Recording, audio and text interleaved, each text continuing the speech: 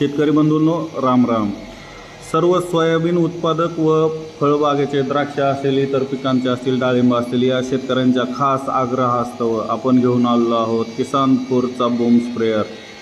तर हा boom sprayer आहे तो हा सेल्फ प्रोपेल्ड आहे, म्हणजे याला ढकलायची वगैरे गरज नाही. ते इंजिनचं मोशन आपण चाकाला दिलेलं आहे, त्याच्यामुळे आणि टर्निंगसाठी पण इजी आहे. बघत आहात, एक चाक थांबतं, एक फिरतंय.